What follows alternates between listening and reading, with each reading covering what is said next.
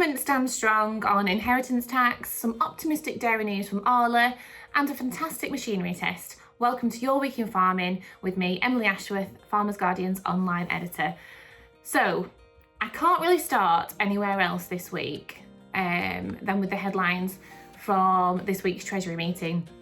Multiple industry figures met with Treasury officials, but not the Chancellor, to try and encourage change on the new proposed inheritance tax rules. Obviously, this has been going on since the autumn budget was announced in October, but there was no movement on this at all, and it's really upset a lot of people in the industry, especially if we look back on the exclusive that Sir Keir Starmer did for FG in the run-up to the election. He promised to kickstart rural growth and listen to farmers, their actual quotes from his piece that he did, and none of that seems to be happening. So given the latest protest, which took place early last week on February 10th, it will be interesting to see now how the rural industry responds next, because people are really feeling this latest blow. So we have our Save Britain's Family Farms campaign running alongside all of this, and we really need to showcase the role of farming and that role that it plays in society. And we have lots going on in the background at Farmers Guardian, so keep an eye out on FG socials and FG Web for what's going to come very, very soon, because it could just be helpful. But we have loads of advice, loads of opinion pieces, and loads of kind of direct stories straight from those who this is going to impact on our Save Britain's Family Farms campaign hub. So check that out. The machinery world, we have got something really, really exciting this week. We have something that we've never done before. We'll have the results of our longest and most extensive on test, aiming to address the capabilities of this machine behind me, the Kverneland Bedama. I hope I said that right. The machine allows you to establish a maize crop with 25% less starter fertiliser and achieve the same yield. Now, FG machinery editor Toby Watley planted 20 acres of maize and conducted his own experiment on a farm in Herefordshire. We've never done a full-blown crop trial like this before, so check it out online, and it's in the magazine today. But I also wanted to highlight this great little invention, the cow recovery bucket, which is effectively something built to help pick up cows and move them safely. Now, me and Toby were talking about this, and we like this as an idea because fundamentally it could benefit the stock and provide better health and safety for both the farmer and the animal, so that's a win-win.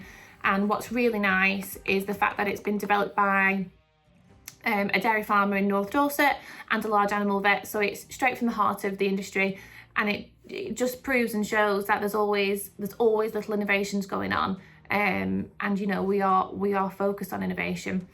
There's also some good news from the dairy sector this week from Arla. The co-op's revenue hit 11.43 billion for 2024, enabling the highest dividend payout to farmer owners in the company's history. And the next thing is quite interesting. The backlash to emission suppressant Bovea on UK farms came as a complete surprise, says Arla, revealing it has so far failed to have any impact on sales. The social media uproar really went wild around this, so that's really very interesting to hear, actually, and it will be one to keep following because it really did split the industry. We've also got our Schmallenberg and bird flu updates on farmersguardian.com to make sure that you're all up to date and can easily access new information surrounding both these diseases, especially as the weather starts to change. I'm going to end on something very positive and a lovely story from the community. We had a really great story on a couple from North Yorkshire who got their dream opportunity to take on a long-term farm business tenancy.